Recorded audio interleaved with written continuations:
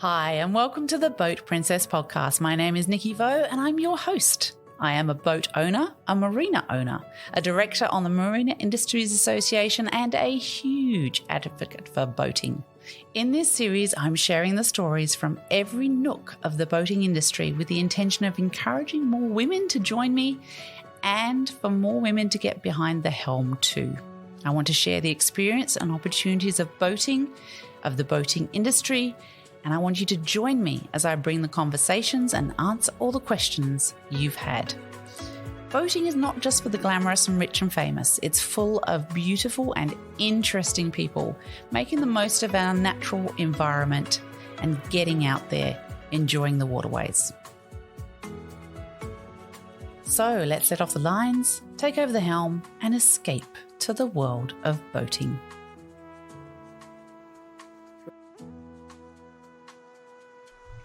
Welcome to another episode of the Boat Princess podcast. I am at Sydney Super Yacht Marina, and I'd like to say thank you to our Marine Sydney, to our mate Mike Joyce for lending us his boardroom. But we're actually interviewing one of my faves in the business here in Sydney, Paul Melitta from Q7 Marine. Welcome to the podcast. Thank you, Nikki. Very kind words.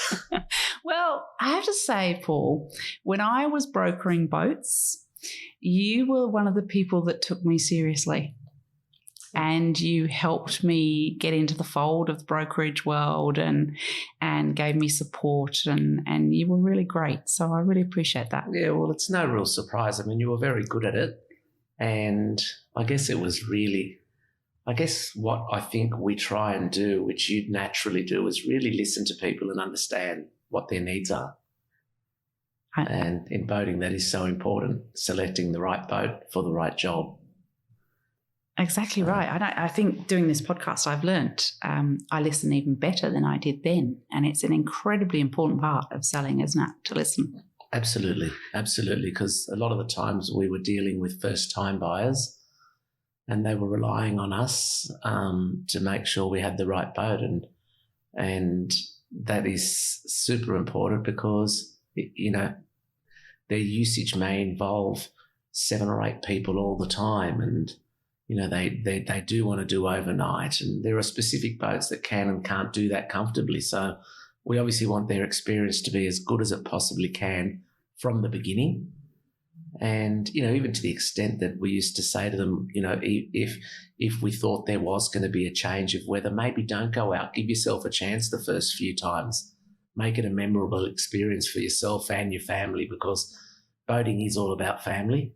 And it's great when you're showing boats that you've got the family there, so you're able to even direct questions directly to the kids. Obviously, mum and dad are the most important decision makers, but understanding the kids' needs and moving forward what they want to see in boating in the next, 2 years and 5 years of their life. That's actually a really important point. Some people, when they buy a boat, blokes have it's usually the guy that drives the boat first, and the dad, and they have a sort of ego attached to that because they think, I can drive a car really well, I'm really successful in business, all those sorts of things. I can do this, no problem. And driving a boat is a very different thing to any other thing they've ever done before. And sometimes they don't go and get that lesson or that advice or that learning before they put the family on the boat. I would always recommend that. Yeah, well, that's really important, obviously, but it's also a great way to build the relationship with the client, because that's where they really rely on you, apart from the selection, but knowing that you're there at a phone call if they require that.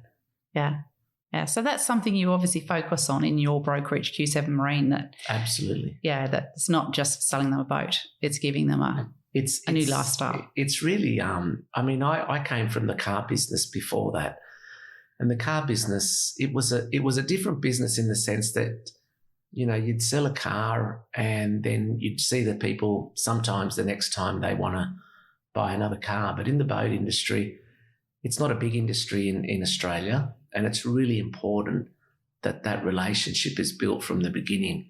And, over the years, like yourself, we've had people that have bought 5, 6 boats off us, and they've always just trusted us. I mean, even at the time when we were bringing boats in from America, I think overall we bought over 100 boats in about a 4-year period. Wow. for specific clients' needs. And out of all those boats, only one of them actually came with us to America to do the inspection on the boat. Gosh. And he was a guy that had bought 3 off us. He'd bought them. He'd had a bit of fun with them. He'd sell them. He'd upgrade. And he came more because it was fun, not to check our work. But that was really important that, we were able to do that. And again, that's about building trust and rapport. Yeah, yeah. So let's go back a little bit into your world and discuss your career as it has evolved. Schooling, did you go through to year 12? I did. What was that for you? I went to St Pat's in Strathfield. I did year 12 there. I didn't do well. I often joke about kids these days that are getting ATARs of 80 and 90, and I told them that I got 98 when I did my HSC, not telling them that it was out of 500. So I guess that, in a nutshell, sums my schooling. You might want to stop at that now. No, then I fortunately I had really supportive parents. Yeah. That said, okay, now what are we going to do with this? And I ended up doing mechanical engineering, following my father's footsteps. And I was not proud to say, but I guess I don't really have regrets, but I was 3 months from completing mechanical engineering. It was a 3-year course, and I had an opportunity to go into business with a friend of mine in a car detailing business. His father owned a Mercedes-Benz franchise, and he said, why don't we do this? We could, and it was a great experience. And again, my parents saw, my father was always in business all his life in Australia, and he saw the opportunity of, okay, my son's having a go, he's being independent. Yeah. And we did. We went out and we cleaned cars for the Mercedes-Benz dealership, and then we built that business and we moved into a couple of other locations. And that's pretty much what I did for 14 years. Wow. Yeah, I had a company called Perfect Finish Car Care. Yeah. And we built it to the extent that we were just focusing on new car franchises. We had 11 franchises we were looking after at the most, I guess, 30-odd staff. And we had different locations, but we were able to streamline that and have it in one location.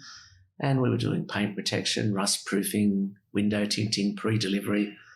So that was something, I guess, that put me on the map. It was a good business at that time in my life. And, it was great because, again, that's where it was all about people. I mean, we had great staff. We had a lot of staff that had come to Australia that couldn't speak English, and they were, I guess, limited in what they could or couldn't do. But we were able to build great relationships with them, and still to date, I have those relationships with them. Lovely. So, I guess I keep saying relationships, but that's really important, I think, in any business. Oh gosh, and in life in general, isn't it? It's everything. Yeah. Yeah, absolutely. Yes. And presumably through that, obviously you're dealing with, I'm guessing, the luxury end of market of cars, and you're therefore certainly with people that care about their car.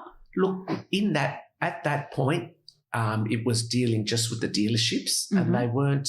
They were just price range. There was Toyota, there was Hyundai, there was Holden.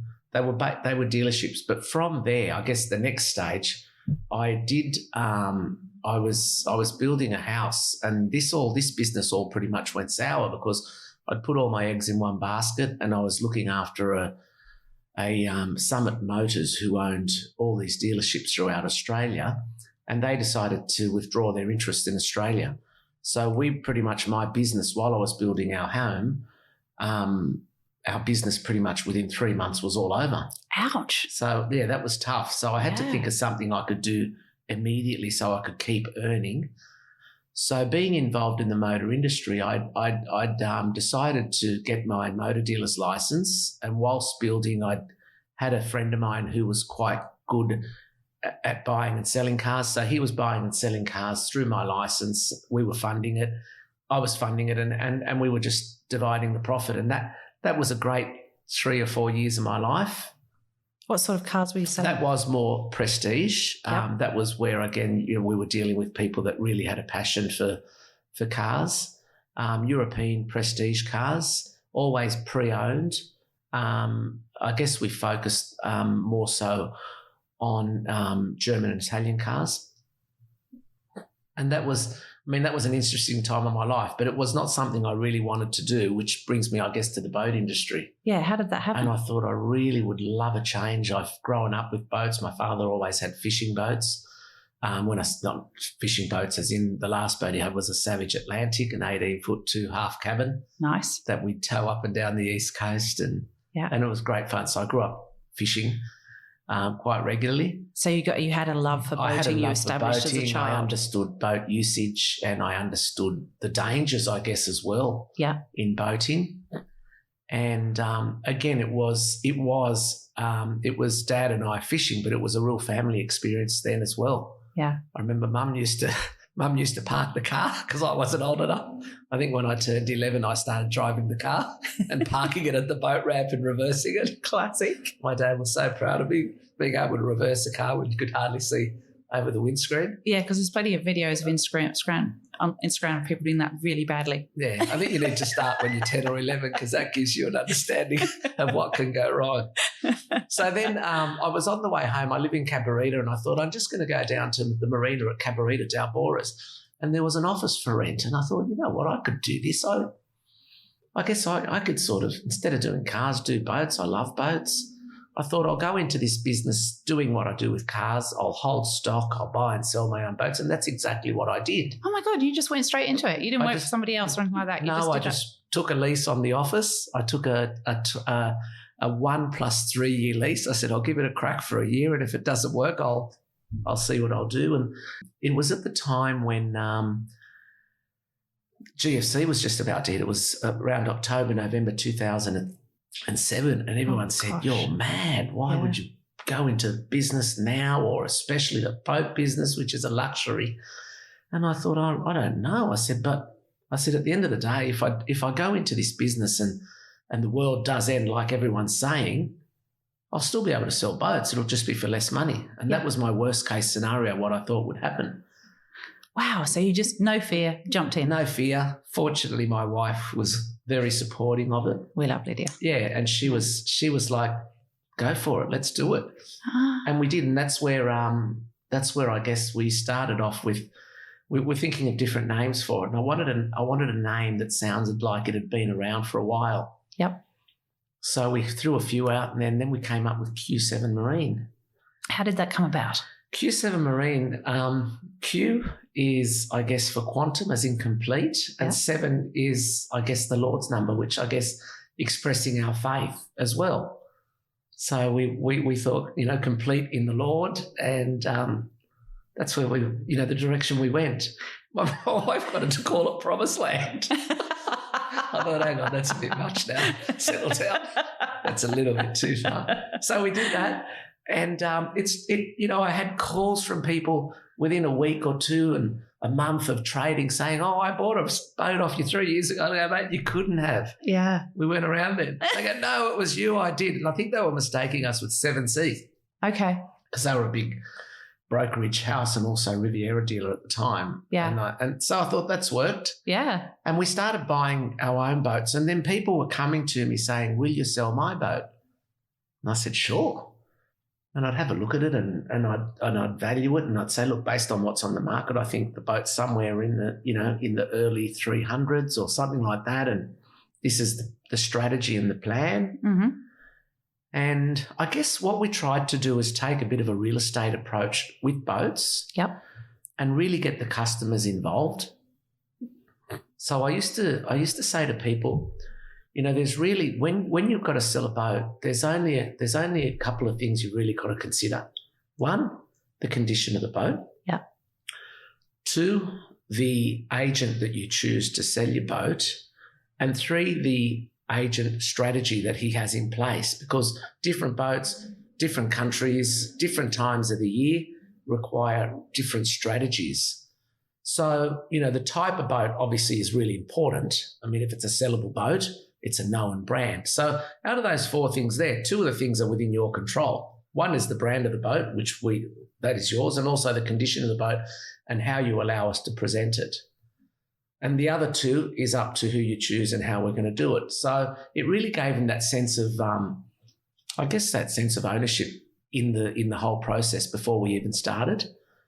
And then, then GFC came, and there were a couple of occasions, but I can honestly say, in that 2-year period, maybe 2 or 3 people came to us and said, look, I really got to sell my boat. I'm in trouble, but no one else did. Yeah. Maybe it was where we were, the demographic, maybe it was the types of boats, but we actually sold boats right throughout that period. I guess another similar thing is when COVID happened, people were still selling boats. Yeah, well, interestingly, it's often the tough times that brokers get more stock, isn't it? Whereas it's been really hard lately because stock has been so hard. But I recall during the GFs, because that's when we started Empire Boat Sales too, around that time. And it was interesting that there were more boats available to sell. So that made it, interestingly enough, it was a little bit easier for us over that period. Absolutely. We are at a working marina, folks, so there is a forklift going past us as we speak. Yeah. Look, absolutely. That was that has proven to be the case over the years. But traditionally we are working in a seasonal business. So we knew that come September, come September, people would start thinking boating directly after the Sydney International Boat Show, which was always at the end of July, beginning of August. So that would be our real turning point. And it was really, I think, clever marketing to have it at that time of the year, which was sort of in the middle of winter or coming towards almost the end of winter, where people would start thinking boats. Yeah. And the beauty of the shows were that, we'd have clients there that were coming and they'd see something they liked and they'd approach us and they'd say, what do you think we'd get for our boat? And then you'd all of a sudden have another listing and they'd be buying another boat, and it was just turnover. It's interesting. I don't think some brokers regard the boat. I see the boat shows as an important lead for listings, perhaps even more so than just selling a boat at the show. Yeah. It's because it's a chance to build a relationship with people and to get to know you, over a coffee on a boat that's at the boat show or something like that. Yeah. I think boat shows are incredibly important for our industry. We actually did a couple together. We did. I loved it. We had fun. It's about really starting the journey with people. Yeah. And they do want to have their handheld as much as even you were saying, some guys, they can drive and then they realise, wow, I didn't realise that, with 20 knots of wind across the bow that it wasn't going to work out the way I did. But they, again, it's all about training. So yeah. Yeah. But there was something interesting in our look. That was one thing. People were coming to us and saying, can you sell my boat? And I thought, well, that's great. Yeah. I don't need to buy stock anymore. This is even better. I don't have any risk here at all. Yeah, because they're on consignment, right? So just to explain to the listeners. So they would treat us like a real estate agent selling their house. Yep.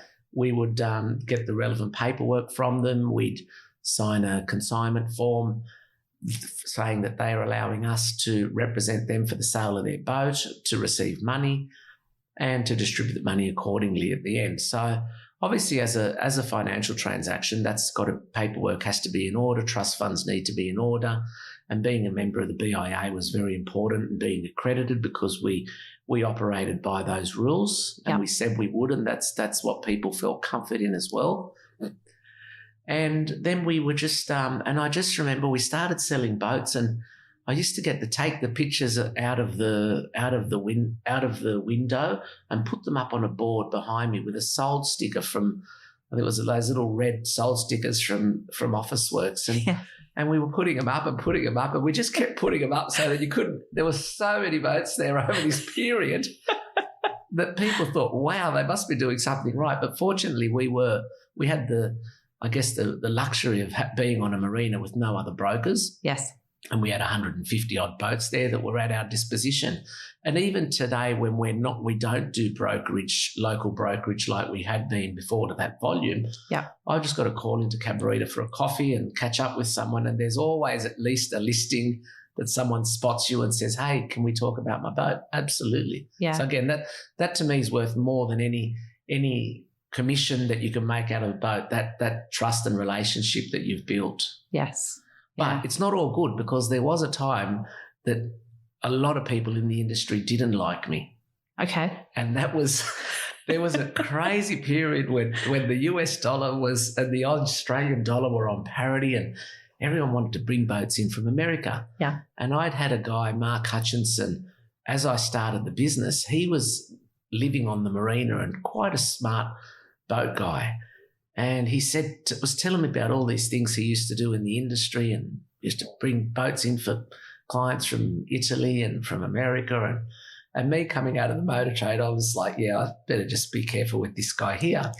So someone approached me and said, can you get a boat in America for me? And I thought, I'll give this Mark guy a go. And he came, and we bought our first boat in, which was I remember it was a Sunseeker, a Sea Ray 48 Sundancer. That's a big boat for a Sea Ray in Australia. Gorgeous boat. Don't see many big ones here. Yeah. So that was a gorgeous boat, came in, and then it started a trend, and we were bringing these boats in from America, but we were doing it properly. We were getting all the electrical compliance done properly in Australia. Yeah. We were inspecting the boats. We built up a rapport of surveyors, captains, shipping companies, so we were lawyers. So everything was running relationships again, smoothly and efficiently. And there were people in the industry, and even the BIA were against us for a while, that we were bringing all these, as they refer to, grey imports in. Yeah. And there were other people doing it too, and there were a lot of experiences that weren't as good as ours. And I remember seeing some boats being unloaded at Newcastle, where most of them came in. And there would be other brokers there that would be just, throwing the keys over to someone. There's your boat. It's already been paid for. Yeah. And that was the extent of the handover. Yeah. We'd spend hours, sometimes, days with them, and we'd meet them back where their final location was. And it was really important, that you do that. And then we'd go further with all the electrical compliance, making sure that all the boats were insurable. And, people were saying, oh, this is wrecking the industry. But, within about 2 years of us doing that, they were actually quite grateful, because then they were getting those boats to sell if they weren't at our marina and they were far away. And all of a sudden we generated a whole new business for more boats in Australia. And a lot of these people that came into the industry, they were buying boats because they were just getting on the bandwagon. Everyone else was doing it. Buy a boat from America. Let's do it. And And that was quite an interesting journey, but it worked out well. Yeah. Yeah. Because if I wanted to bring a boat in from another country, because there are some boats that just aren't available in this country secondhand, that you may want a specific model, and they just don't exist here because somebody hasn't brought it in before. Yeah. So I know you'd be the first person I'd call to say, I need you to do this for me, because it's a lot of work. There's a lot involved in it. Yep. And even with my experience in this industry, I would not assume that I know everything to do that. And I'd really be very happy to engage and pay you to do it, because I know you know what you're doing. Yeah, well, look, and apart from the fact that it was open book, it was really understanding the process, because we'd have people come into the office saying, oh, I just bought a boat in Florida, and can you bring it in for me? And we'd say, well, no, because that's the hard part. The easy part is finding and buying the boat. Yeah.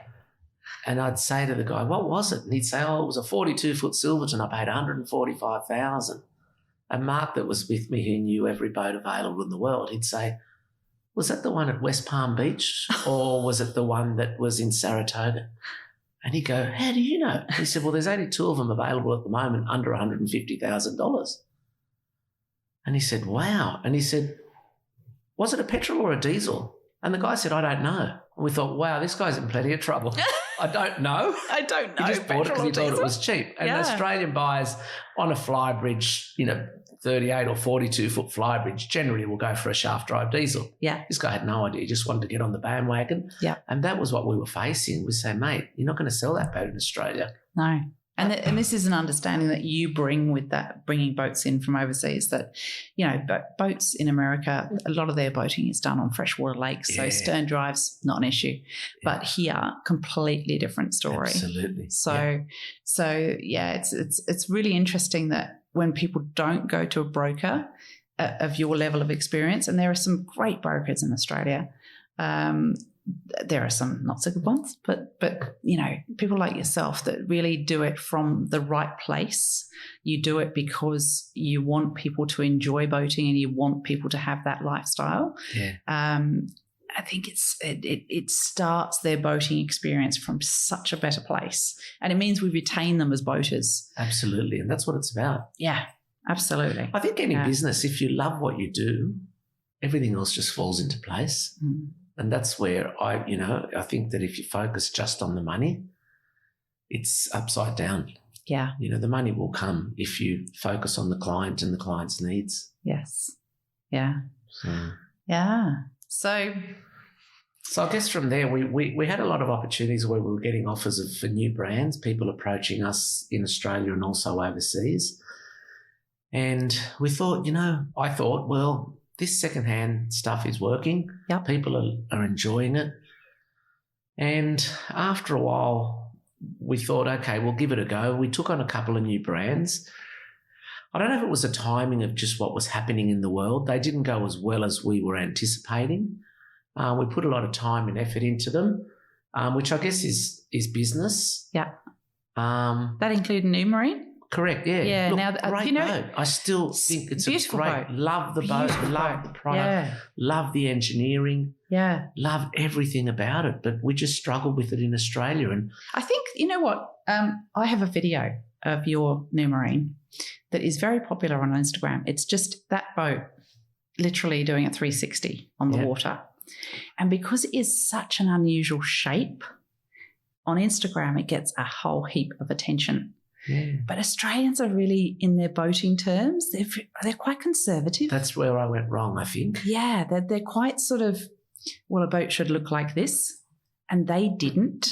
So it was like, and I think today perhaps they'd be more open to it, because there's a whole new bunch of people that have come into boating, and also because there's a younger market that's coming into boating because of COVID. Exactly. Yeah. I think you'd get more traction with that brand now. Look, I agree with you. I think they were ahead of their times. Yes. And I could see the future with it because I love the shape. I loved it. But they do exceptionally well in Europe. They certainly do. But, people were saying to me afterwards, they were saying it didn't sell because it was ugly. And I said, well, it wasn't. And if you look at the trends now, look at current Sunseekers. Yeah. They look similar to what we were doing, 10 years ago. So I guess it was timing, and that's really important. Yep. And the other one was a trawler, which we had, which was DeFever, which were more supply issues where the shipyard was contemplating whether they should proceed and build another shipyard to abide by EPA laws, or shouldn't they? And we just happened to be there amongst all that. So in saying that, COVID hit, and both of those boats sold really quickly. Yes. And that was great because one of them's gone to a syndication mob where there are five owners. And I see that boat out every time I'm in the harbour. So it's actually getting used and enjoyed, which is what you want to see. Yeah. And the other one was a trawler, which, there's a couple of them around and they're more designed for long range. So we had to make a decision once COVID hit what to do. So we surrendered two brands, which were those two. Yeah. Just before we go any further on that New Marine is with Boating Syndication Australia. Correct, right? Andy, so, BSA. Yeah, so if you love that boat on my Instagram, there's a way of owning that boat without owning the whole boat, because I don't know if he's got any shares left in it, but I know Andy continuously changes his share owner. He's got so many boats now that he just transfers one to the other and so on and so forth for clients. Again, it seems to be a real trend. And again, we tried to do that and we couldn't do that. Yes. You know, and I look at how Andy does it and does it so successfully. Yeah. I look at how Pacific Boating do it, and they do it. It's a different business model, but they do it so well. Yeah. And I think those guys have both got volume now. I think Absolutely. that's why they're doing. Hats off to them because they're bringing people into the industry. Absolutely. And they're doing all the right training, which a lot of people didn't do, which means it becomes a family decision. Yes. But it also allows a whole bunch of people coming to it. They haven't got $2 million to spend on a boat, but they might have a couple of $100,000. Exactly. And they're in a boat that's potentially worth $1 million for a couple of $100,000 or whatever it is, that because it's 10th share, 8th share, 5th share, 6th share, whatever it is. And with Phil's model with Pacific Boating, it's a club membership. So they've got boats available to them. Oh my God, how good looking are his boats? I mean, they're 2007, 2006 boats, and they still look amazing because he looks after them so well. So both of those guys work so hard, and they bring, I kind of think of Boat Club and Boat Share as a nursery for boat owners to get to know boating, and then they come to buy a boat of their own at some stage. And we would often refer people to them. Yeah. Because people are in two minds, or, you know, they financially they weren't really aware of the costs of owning a boat. And we would refer people to them that would go there. Some have stayed there and grown and loved it. Yeah. Some have done it for a year and come back and said, fantastic, let's do it. Some have said, you know what a waste of money that was. I never used it. Because the key is use the boat. Yeah. And when I see people, I often ask them, you know, are you in a position to really use this boat, or are you just relying on a Sunday and hoping that every Sunday is a sunny day with no wind? Yes. And then I often get the answer, look, I work for myself and I can take Tuesdays off, or if it's a beautiful day, I can spend time on the boat and I can work from the boat, which seems to be a trend. So that's really important that the boat gets used, because there's nothing sadder than seeing a boat sitting there deteriorating. Yeah, totally agree. Yeah. So something you mentioned there, the trend of using boats as an office space. I mean, they are a sensational office space. So have you seen that happening with the whole remote working and so on? Especially since COVID. It was happening before that, but we were finding that so many boat owners would even use their boat on the marina. It wouldn't leave the marina, as you probably see as well. And they'd have business lunches on the marina. They'd have it catered for. It's quite a good experience for someone who doesn't understand boating. Yeah. To bring them on board, have a beautiful meal brought to you, which most marinas, the restaurants will do that, and the cafes. So they would use it there, and then they'd have meetings on board. You'd often see someone sitting on the back with a laptop and just working their way through their day, and great way to do it. Yeah. I heard a story about from a friend of a friend, you know, one of those stories, about a guy who had a lawyer's practice who was renting 7 or 8 floors in the city. And then COVID hit, and of course none of the staff were in the offices. And his lease came up, and he sort of went, I don't need 7 or 8 floors now. I'll just take 1 for the meeting rooms and for when the staff come in. And I'm going to buy a damn good boat, and that's going to be my office. Yeah. And that's what he did. And I think I think boats have, perfect example, all the super yachts that are out there now that people sort of retreated to as their safe space during COVID, you know? So absolutely. We've been very lucky in the regard that COVID has been an awful situation, but it has kind of highlighted the boating lifestyle to people, which is amazing for our industry. Yeah. Absolutely. So you've done those 2 brands. Did the 2 brands. We had to make a decision moving forward, which I think we made a really good decision. And I don't really take credit for it. I think with boating, it's hard. I see a lot of experienced people in the industry make wrong decisions. Yes. And we can't all. And I think we decided to take on as an Australian office, Cantiere Delle Marche, which is an Italian expedition long-range vessel. Let's just say that again. Cantiere Delle Marche. Cantiere delle Marche. Delle Marche. It's so Cantiere beautiful, means isn't it? shipyard. Yes. Marche is the region in Italy. Yes. And it's shipyard within that region. There you go. So Cantiere Delle Marche, but we just say CDM. It's because Australians just couldn't handle the Cantiere delle Marche. Well, they do. Look, it's a beautiful boat which is ranging from 30 to 50 metres. That's our sweet spot. Yeah. We don't. It's a company that was established 12 years ago. Oh, is that young?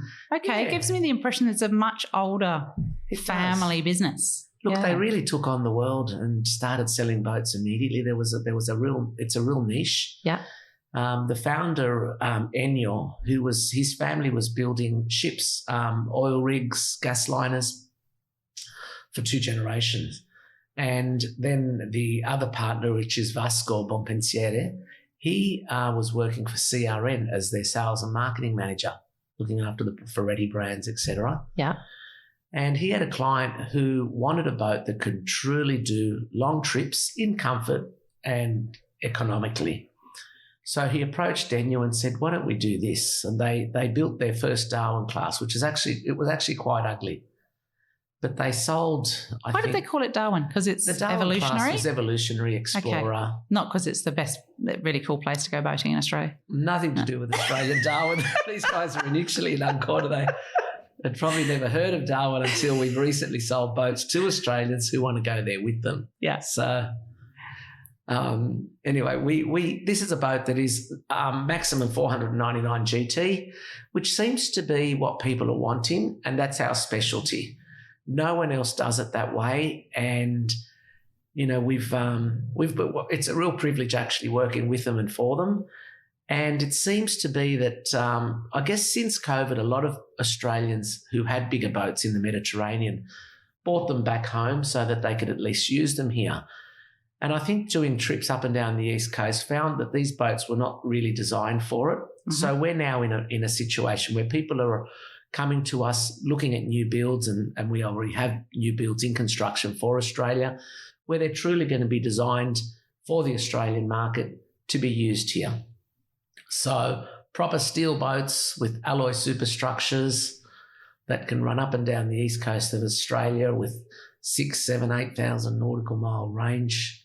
Without using $50,000 worth of fuel. Spot on. We're running at 60 litres combined per hour at 8.5 to 9.5 knots. Wow. Which is great. Yeah. And people that have bought our boats are people that have quite educated boaties. They're guys that have and girls that have had boats, family boats that have, 70-metre fed ships and 50-metre Heasons and things like that, but they've bought a specific CDM for a purpose so that they can use it as their diving boat. And that boat will continuously travel the world and owners will meet it at different destinations. So that was a really good choice, and that's proven to be successful. And we're now in our 3rd year with CDM, and that's exciting. The other one is Grand Ocean, which is a partnership we formed with a Hong Kong-based company building power catamarans. That's interesting. That's 2 trends that are really exploding at the moment, explorers and cats. They both seem to be, since COVID, they both seem to be an area. So when you talked about timing earlier, yeah, you've got your timing right this time. Yeah, but I also, I don't take credit, like I said before. The Power Catamarans was Sydney Boat Show 2019, I think, just pre-COVID. Yeah. We had a client come on one of our boats and he said, "I really love that catamaran over there." And every day we'd go through our list of people and look at who they were, what we spoke about. If we don't have what they want, what can we match them up with, or who can we refer them to? And Mark, I bring him back into the topic again, Mark Hutchinson. He said, "There's actually this company I've been following that builds commercial cats. Why don't we see if we can build them a cat?" And that's exactly what happened. We started the process with them. We said, "What is your ideal cat?" And we started our W series, which is a 55. And now we've delivered our first 2 into the US. They're on the ship at the moment, coming off on the 8th of Feb in Fort Lauderdale. So how does that come about? You're delivering boats to the US. I know Riviera doing a great job getting so many boats into the US at the moment too. So how does that happen? We've got the global market. That was the arrangement we made with this company. Global market except for Hong Kong and Singapore. They're doing that direct from the shipyard. And the inquiry is just coming from the US. We've got 8 boats in build at the moment. One of them's coming to Australia. The other 7 are Florida, 1 Canada, 1 Hawaii. 8 boats? Yeah, 8 in build at the moment. Yeah. Which is fantastic. It's great. It's great product. We've sort of gone towards what can we do different? What do we feel the market needs that's not available? And we've gone with a boat that we've designed with the greatest bridge deck clearance of any other catamaran, which is, I guess, the space between the centre of the boat and the water. Yeah. On a 55-footer, we've got just over a metre, which means now that boat, if you take the option of the 6,000-litre fuel tanks, 1, it's got range, and 2, it's got the ability to cross big seas. And it hasn't got that slap going on underneath, which catamarans are renowned for. So that's something that's the point of difference there that we've really chosen. And again, quality is a key issue for us. So the boats are built in Zhuhai in China, but the labour is really what we're using there. The fiberglass comes from Australia. They use Cummins engines, Kohler generators. A lot of the components come from the US. A lot of the hardware for the furniture, the leather we use is all Italian. So we've added that to it. Myself and Mark inspected the shipyard to the extent that we've said we want every Phillips head screw on this boat facing north, south, east, west. Wow. So to that extent, everything else above that should be perfect. Yeah. So, and that's what we're doing. And unfortunately with COVID, we weren't able to get there through the construction process. Yeah. But with technology these days, it's made it quite easy. We've had to pay surveyors a little more than we normally would, but we've got through to the end and produced a beautiful product. Fantastic. Yeah. And then going back to the CDM product that you work with, I've noticed their interiors are very, very different to others. How did that come about? Well, that was the key, that we wanted to have a boat that could do the trips yet have the luxury Italian interior. Where it came about is, first of all, using the right architects, and Francesco Pazzoschi. I love his. That's a fantastic name. He is magnificent. He does a lot of the work for Benetti. He and another guy which we've recently used, Simone Hamure, who's a Mexican artist. Hamure. Yeah, absolutely stunning interiors. And then again, I guess the quality finish and the durability. I mean, first of all, you're starting with a steel construction on a hull, which is 12 millimetres thick at entry. Yes. Which for certification, 6 millimetres is sufficient. Wow. But we double that. Yeah. So you've got an alloy superstructure. So you've got a really good platform to start with. So you're not going to get floors that are going to bow, or there's going to be any movement whatsoever. So once you've got that, you can start with the quality products on top and internally. And with all of our interiors that are designed, we also use Norta Air, who are based in Rome. Yep. All of our interiors, once we've agreed on colour palettes and material choices, the shipyard will do a mock-up of a room with those materials. So a full scale, which arrives to us flat packed, that we can construct and send to the client and show them exactly what that lounge, the quarter of that lounge is going to look and feel like. Oh, wow. What the window frames. And that was a COVID, inspired necessity, because people were saying, well, we can't come to the factory. And we said, well, that shouldn't stop you making a decision, because this is what we're going to do. Yeah. We're going to send you out the componentries, apart from, the usual bit of stone for a bench top and what have you. Yeah. They're actually sent you the corner of a room. That's amazing. Yeah, so it's really a cool way to do it. So quality is paramount, and sound deadening is paramount, and that's where I think we have the edge. Yeah. The construction, the boat, the build and the design of the boat starts in the engine room. Yeah. So all of our boats, actually, you can stand underneath the engines. Really? So you can service. These boats are designed to just continuously run. You can service these boats, run them on one motor, service the other motor while they're continuously moving. Wow. That's a key objective. So we start with the engineering, then we work around that. The lazarette is after the boat, where a lot of the boats are used for diving. So.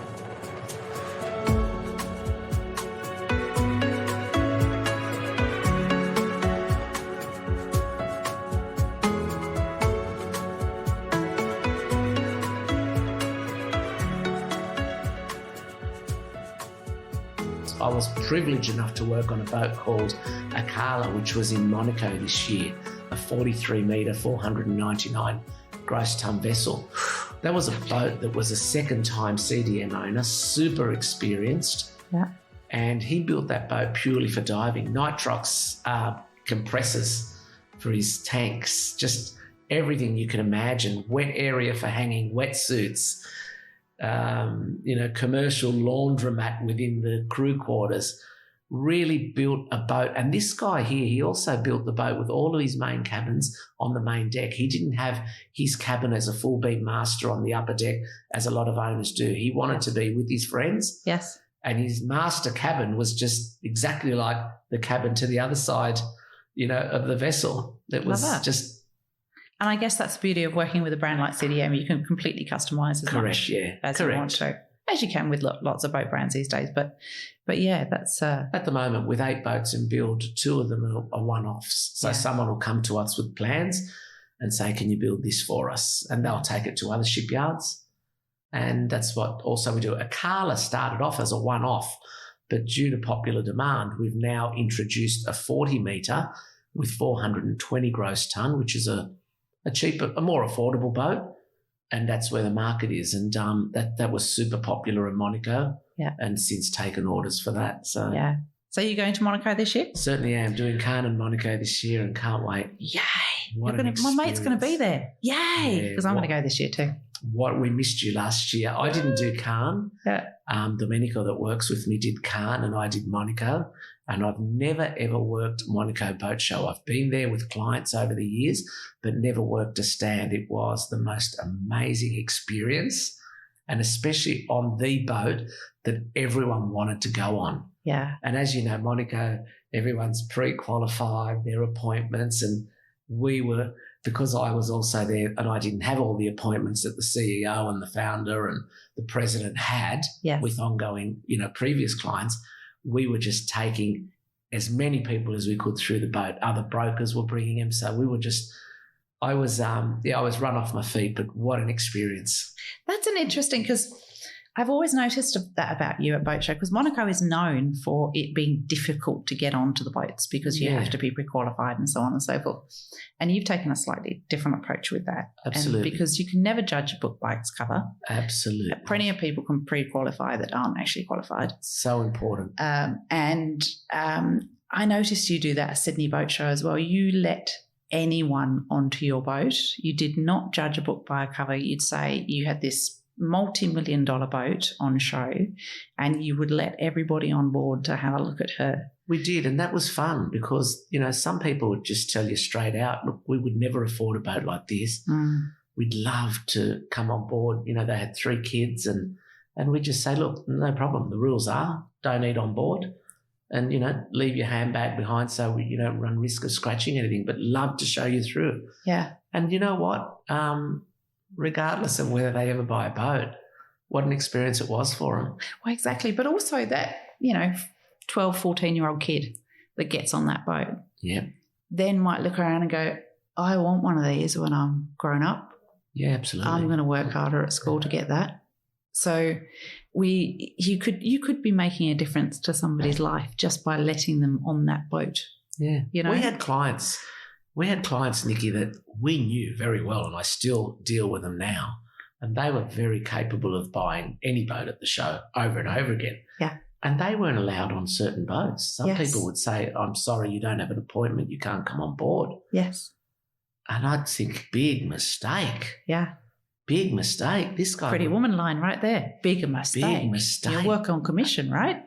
Big mistake. Absolutely. Huge. And I mean it. I'm getting goosebumps telling you it's so true. Yeah.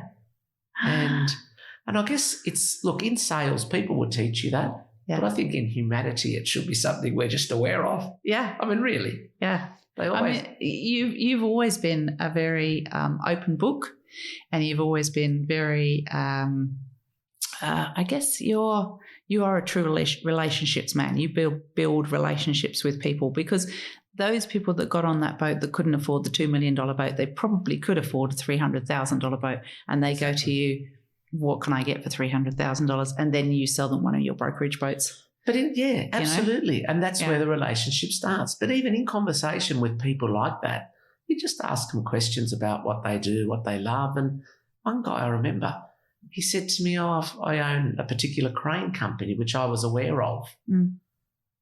And I know he could sell one of those cranes and buy 2 of these boats. Yes. But ultimately, he's a businessman. Yeah. And his crane's making money. Yeah. And at this stage of his life, humbly, he just said, look, I couldn't afford a boat like this, but can we please look on board? Absolutely. Yeah. That's what it's about, isn't it? Humbly. That's another word that I associate with you. You're very kind. Well, thank you. But I do. You know how some salespeople can get, even though they personally can't afford the multi-million-dollar boat they're on, for some reason they get this arrogance towards the people coming on the boat that they are better than that person because they're, I don't know, not wearing the right shoes or whatever it is. Talking of which, you noticed my shoes on the way in, didn't you? I did. You're such a shoes man. I love it. And he said, what are those shoes? What are those? That's what the Louboutins, aren't they? And he said, I knew it. But anyway. I've had the right training, as you know. That's another thing. So you notice things about women and you treat women in a way that they will warm to when they're looking at a boat. Right? Absolutely. But yeah, I digress then. What we were talking about? We were talking about... I guess the importance of women in the industry. And it's a family decision. Yeah. And you know where it started? Going back in the 80s, when old mate wanted to buy his fishing boat, he'd go down to Cronulla and have a look at a Bertram or a Caribbean. Yeah. He'd go with a couple of mates on a Saturday morning. They'd go down there. They'd look at they'd look at a boat. And then Riviera came into play and they had an idea. Let's make the insides a little bit nicer so people, families, women, husbands would feel more at home. And that was the success and the start of Riviera and then Maritimo. And then that was just, they made the boat appealing to husband and wife. Yes. Who ultimately are both the decision makers. And I say that because buying a boat is not like buying a Ferrari that only whoever's bought it's going to enjoy it. Yeah. It's something that the family, the kids, their friends, the neighbours can enjoy, and that's the beauty of it. Yeah. Amazing. So the importance. And I've always noticed that you treat the men and the women coming on the boat the same way. You don't just talk to the guy. You talk to the girl as well, because you know she's super involved in that process of that buying decision. Absolutely. Yeah. Super important. Yeah. Yeah. Absolutely. And I think that's perhaps where, we were talking about arrogance. That's right. That's sometimes where that arrogance comes in, that a broker completely dismiss and disregard a woman. And she might be the one with the money, especially these days. Actually is in many cases. Yeah. She's often the one, if she hasn't made the money and she's the one with the money, she's the one that's saying, I don't want to spend that on that. I want to buy that instead, because she wants the Aston instead of the sports cruiser. There's absolutely. There's a lot of that, and I think even to this day, I get, when I go to boat show, I don't sometimes get the attention I should. I could buy, whatever I felt like, but I don't necessarily get that vibe from brokers at boat shows sometimes because I'm female. It's incredible, really. It's sad, actually. Yeah. It's really sad. Yeah. But, it does happen. Yeah. And unfortunately, it does happen. Yeah. Yeah. So we need to and that's part of this podcast, is trying to change that mindset, guys. Listen up. The girls can do the buying these days, So talking of women. My big fat Greek wedding. Yes. Where he was the head of the family, but she was the neck. Yes. And she controls the head. Exactly. That's exactly right. And it's in relationships, it's incredibly dominant, actually, especially Australian women. Australian women are strong women, and they never met Italian women. Yeah, I know, even stronger. They're strong and loud. Even stronger. And aggressive. Yeah. Not my wife, by no means. No, she's beautiful. Yeah. But so going on women there, women are coming into the boating industry now, and what do you think they're bringing to the table? What do you think is changing because of that? Look, what I think is happening, and I'm hearing this more so, is Aussie boaters, regardless of size of boat, they want to be able to run the boat with husband and wife team. And I've done that for years with my wife. And a perfect example is there's that boat directly out there that we're looking at, which was a 27-metre Filippetti, which is Peter, my neighbour. He always wanted to run that with just himself and his wife, and he can do it. Yep. So back to the question, what women are bringing to the table? I guess more practical boating. They're bringing a lot of input that the guy doesn't really see, and that's not just in boating, that's just in if you were to build a house. For example, my wife would see things that I wouldn't see. She would understand things that I wouldn't understand because I guess we dress differently. We have different ideas of, how things will work.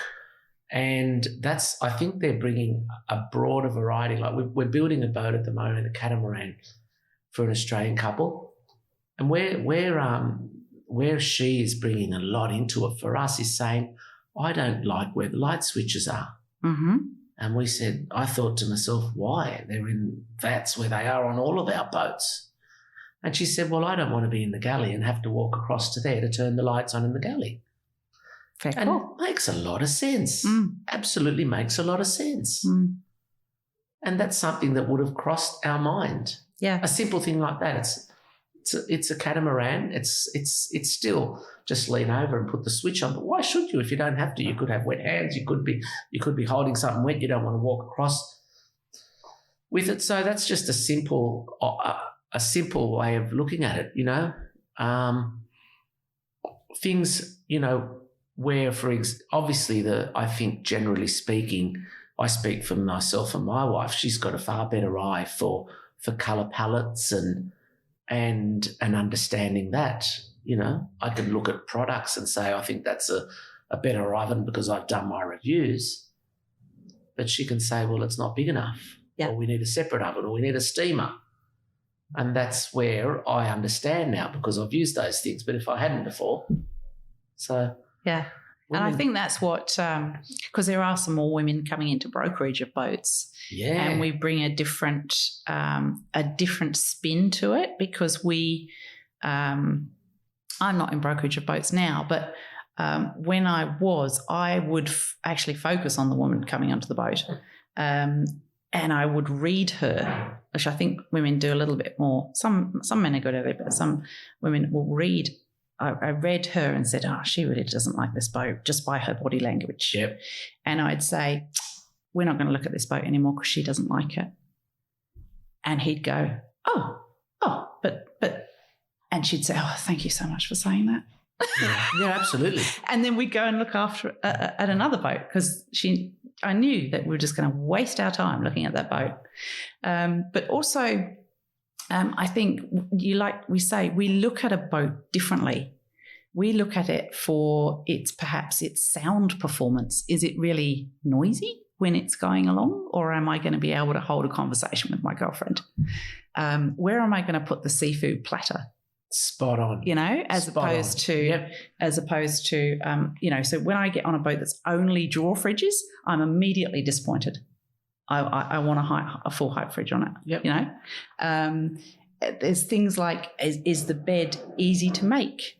or is it really hard to get around to tuck things in and all that sort of thing? Where on earth am I going to put the linen? You know, all those sorts of things. That's right. That we look at a boat completely different, and the brokerage girls out there are sort of pointing those out to people in a different way. It's fascinating to see. It is. Look, we're in the process of, which is really exciting, of designing a specific CDM for Australian conditions.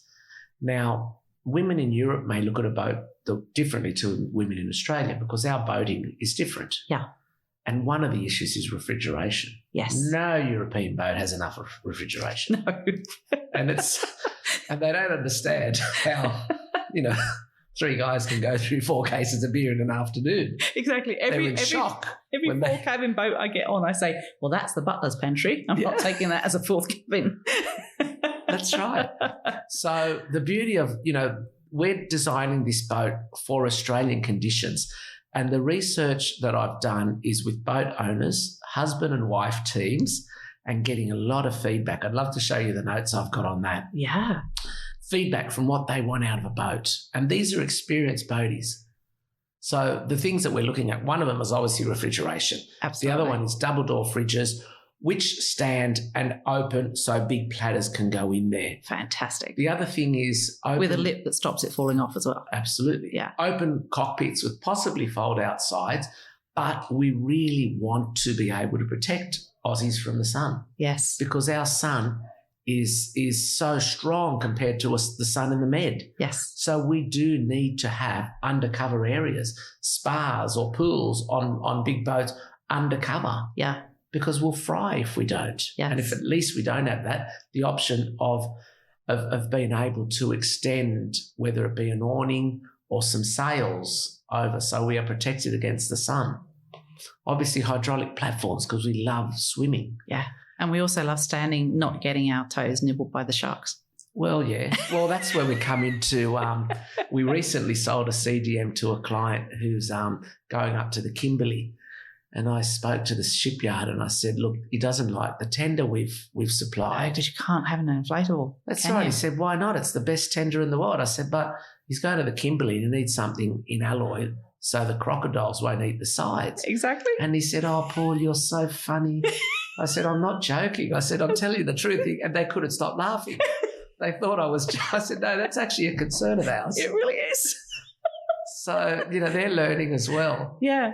So Aussies, and the tropical level air conditioning we need here, as opposed to absolutely, like Hong Kong, like you know, the Caribbean. We must have tropical air conditioning, and especially with the new design of boats with so much glass. Yes, you know, we want nice flooring that actually feels good when you're walking barefoot. Yes, and it feel warm and comfortable. Yeah, and not thinking you're going to slip. There are all these things, but Aussies understand their boating. Now Aussies are starting to understand toys more, which is a great thing. So boats have to be designed with lazarettes or areas where you can where you can store slides and canoes and bikes. We're putting bike lockers in all of our catamarans. How cool is that? At the hull with charging points, because everyone's using e-bikes. Oh, I love that. That was a request from our Australian clients. So we've done that with every single boat. Yeah. Bike lockers that have a lid that actually you can fit a bike in. The beauty of it. So they're little things that we're listening to people. And this was actually another one of her great ideas. I think women bring incredible ideas to design on boats. Absolutely. Yeah, there's some real design elements I've seen appear in a number of motor yachts recently, which I know started from one woman wanting it in her boat. Shoe lockers. Yeah. I mean, really? Yeah. I know, shoe lockers. It's such a simple thing. Such a simple thing, but where would you put your Louboutins if you were to walk on a boat and spend the day on it? You want to know they're somewhere safe and warm. Yeah, and not going to fly out the back when they take off at speed and there go my Louboutins. You know, it's so important in Australian conditions to be able to have safety rails throughout the boat. Yes, and a lot of boats don't have that. Yeah, and if you do an ocean crossing or you even run a boat down the east coast of Australia, and I've done that. and I had nowhere to hold on to. Yeah. Unless you're steering the boat and you're at the helm and you can firmly plant your feet down and hang onto that steering wheel, there was nowhere for a passenger to be. If they sat down, they'd get thrown around and there was nowhere to hang on to. Yeah. And that's so important. So important. So explain that to our listeners, because I guess if they're not Australian, they don't really understand the difference between our ocean waters. trips. The Mediterranean is traditionally a calm ocean in the summer months. It can get quite aggressive in the winter, but they don't boat in the winter. But our Australian East Coast has that short, sharp chop that is quite renowned, especially in the Whitsundays and areas like that. So that sharp chop can be 1.5 meters, 2 meters, depending on the size of the boat.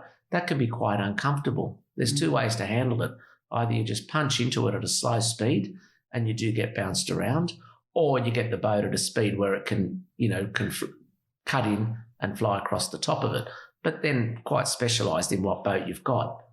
So the average sports cruiser of 30 to 40 feet would really struggle in those conditions. Whereas if you had a boat like a Grady White centre console, in a 30 to 40 foot, it would be at home in those conditions because that was what it was designed for. Yeah. And it would sit on your 25, 30 knots comfortably where you wouldn't have to hang on for dear life. Yeah. But I say to the people with the 30, 40 foot sports cruiser not to go out in those conditions if they can avoid it. Yeah. Yeah. Always check the weather. Absolutely. Yeah. And you've seen that meter swell in the harbour, that washing machine type scenario. Oh, just at the heads so there. many boats there. Oh, yeah. Yeah. And that your CDM boats are obviously travelling at a slower speed. They are. So do they have stabilisers, gyros? How do they handle that? They're a full displacement vessel, which means a full displacement hull, which is travelling at generally anywhere between 8 and 10.5 knots, which is a comfortable economical speed. Many of them have the option of really getting up to 14 knots if you were to get out of trouble. What was the question? Stabilisers. Okay, we don't use gyros on any of our boats because they're steel and they're too heavy and they're too big. So we do use fin stabilisers, and they're either a Zero Speed or a Mitsubishi.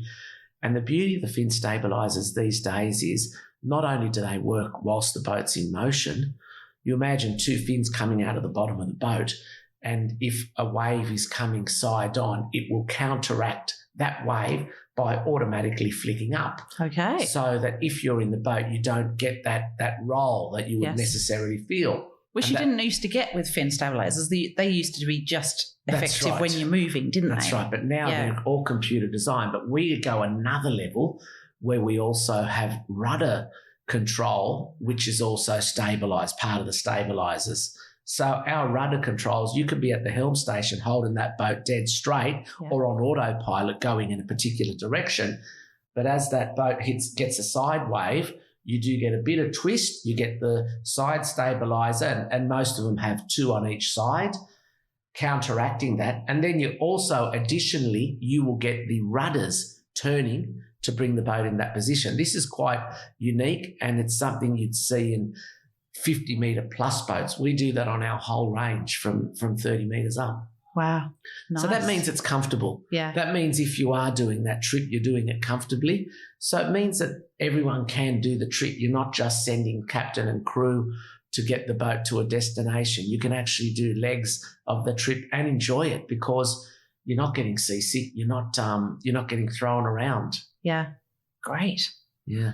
And can I share with the listeners a little trick you taught me about stabilisation? Out on the New Marine one day. We're in the choppy harbour, and Sydney Harbour gets choppy because there's so many ferries, there's so many water traffic on it. And then it is an open harbour, so that there is, swell coming in as well. And you took us out on the New Marine one day and you put the hydraulic platform that's down a great option. To a certain level, because obviously that's only a 60-foot boat, so it's not going to have stabilisers and that kind of stuff. And you put the hydraulic platform down into the water, and that stopped us rocking around quite a bit. Absolutely. Yeah. That's in turn with a bridle on your anchoring as well. Yeah. That gives you every chance without having to spend money on gyros. Yeah. But great way to do it. Yeah. Great way. And then let's face it, when your boat is at anchor and you're having lunch and swimming, that's sort of where you want the hydraulic platform to be anyway, because you're easy on and off. Exactly. Yeah. And the other good tip with a lot of boats of that size, people are often wanting tender garages, which I don't know if you've ever had one. They can be sometimes difficult to get tenders in and out, and It can be quite a process. Yeah. I'm just a firm believer, if you've got a 60 or 80 foot boat, to be able to put your tender on a hydraulic platform. Yeah. The way they operate is remote control. You can be approaching the boat on a 4 or 5 metre tender and drop the platform remotely, drive straight onto your chocks and raise your platform safely. You're on and off the boat. It just makes a lot of sense. Don't even get wet. Don't even get wet. And again, once the boat is off the platform and you're just enjoying it, you just pull the chocks out because they fit safely there and there's no trip hazard. Yeah. It's just so much smarter, and people don't often do that. No, I'm with you on hydraulic platforms. I love them. Yeah. And I think once you've had a boat that has one, it's very hard to go back, isn't Absolutely. it? Yeah. See, with the CDM, we don't do hydraulic platforms because the platform is in steel and it's part of the structure. It's a vital part of the dynamics of the vessel. Yep. In big seas. So what we do, it's an Opac Mare, which is an Italian company, Opac Mare. They do it's called a transformer. So what it is, it's a section cut out within the steel platform. Yeah. And it's roughly 1.5 meters by 1.5 meters. And that there sits flush on your platform and just looks like part of the platform, and it's got the teak deck on it. Yeah. And what that actually does is via remote, they have up to about 1,200 kg capacity. They lift up and then they fold back and then they go down into the water. Oh my God. And it is just stunning. And it's such a clever system. So as they lift up, they automatically will go out because of the framework. Yeah. But there are steps on it. So you can step up, use it as a diving platform. Oh, I love And then that. when it goes in the water, it goes level. Yeah. So you walk straight out, and then you go in the water, and those steps now convert to steps that walk down to the platform. Beautiful, especially Amazing. It's just such a comfort. Yeah. And another thing with it, we had some clients that had a family member in a wheelchair. Yeah. So being able to access the boat with that, being able to use and enjoy the boat with that, just brought it to another level. Oh, that's fantastic. Yeah. Yeah. Oh, see, boat technology is changing all the time, isn't it? And bringing Certainly those is. elements into the design, it makes it so exciting and so much more accessible to so many people. It is. It is. And it is exciting because technology has played a big part as well. Yeah. And we embrace that in boating. Yeah. So tell me about the differences between owning a steel hull versus a fiberglass hull. Well, for our first of all, the listeners. steel. First of all, the weight and the strength of it. If you're going to be using a boat, for example, in ice, or if you're using a boat for trips in big seas, sadly, containers do fall off boats, and they tend to float 0.5 metre to 1 metre under the water, and you never see them. Yeah. Hitting it with a fiberglass boat will generally sink the boat. So if you are using a boat for big trips, obviously the better option is steel because it's a far safer and it's a far more comfortable option. The other thing, when you're fully customising a boat with a steel hull, you can say to us, I want those windows bigger. I want those windows recessed. I want those business windows lower. You can actually do that in the construction process. Okay. And that makes it a more customisable boat. Because it's not part of the strength of the structure. Because in a fiberglass boat, the windows are part of the strength of the structure, aren't they? But not only that, the fiberglass boat comes from a mould. Yes. So that boat has come out of the mould the way it was originally designed, and that's something that is not easily changed because that affects the whole structure, like you just said. Yeah, yeah. And redoing that mould is such an expensive process for them. It is. So, you get one chance to do it right, and they generally get it right. But steel boats are designed to do big trips and they're explorer vessels. You know, the steel is for the hull, so it's got the weight, it's got the lower centre of gravity. We also have a keel on all of our boats, and the beauty of that keel is it runs all the way from the engine room all the way to the crew quarters. So that in itself has given the crew another opportunity to attend the engine room, or if in the event of an emergency in big seas and they're asleep. They don't have to go up 2 levels, run up the side of the boat. And I'm talking 6, 7, 8 metre seas where the boat might be getting, hammered. Yeah. So that's another safety thing. But truly the steel, lower centre of gravity, keel, bulbless bow, which is also for performance and safety. Just explain to the listeners what a bulbous bow does. Bulbless bow, what it does, it's like a large rounded point on the lower part of the entry of the hull, in the bow. And the beauty of that is it always sits below the water, and it separates water as the boat is travelling in big seas, and it allows stability so the bow doesn't follow up and down the pattern of the waves. It allows them to cut through the waves a lot better. Now, some manufacturers who claim to be explorer vessels, they actually say, do you want a bulbless bow, because it's an option, and they'll screw one on. It's not designed like that. It has to be part of the structure, and it really needs to be in steel boats.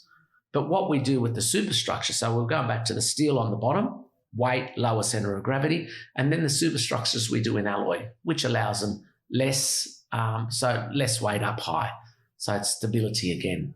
The superstructure, everyone that hasn't heard it before in this podcast, is I guess when you're looking at a boat, it's kind of the living space. The living space from the gunnel strips up. A lot of the time, the gunnel strips are those protective brown rubber bits around the boat. So the top of the boat and the bottom of the boat.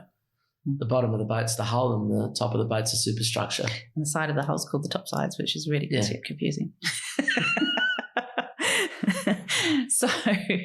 So that's the fun. And in terms of taking care of a steel hull versus fiberglass? A steel hull will be painted all the time, and the paint systems they use these days allow the boats to have between a 10 and 15-year lifespan in paint.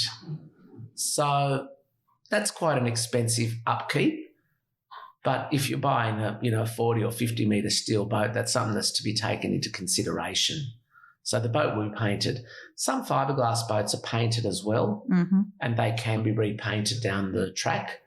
So the other options with fiberglass is just that they have gel coat, and that's what the final look is. Yeah. But boats do need painting after 15 years a lot of the time, especially in Australian harsh conditions. So especially if you did pick a dark colour for your hull. Dark colour as well. And you know what the other thing I found out recently, you know what the hottest colour is on a boat? The colour that retains the most heat, the highest specific heat capacity? I'm guessing red. You're spot on. Yeah. Oh, how did you know that? Yeah, because it's it absorbs and it absorbs the heat more, but it also fades horrifically. Yeah, I mean, you and I have both owned a red Alpha in our times, haven't we? And they never you have to be so careful with them. They do not come out of the garage. No, I know. I hear what you're saying, but I honestly would have said black or dark blue, but red is spot on. You've got it. Yeah. Yeah. So again, choice of colour is important. Choice of there is a reason boats are white, isn't there? Yeah. Capping rails, which is that area around the cockpit where you might sit. Yes. We built a boat years ago. It was a trawler, a fiberglass trawler, and the client wanted it done in a dark brown. Some people do it in teak, but he wanted a dark brown. And after a year in Australia, it all started to crack. Yeah.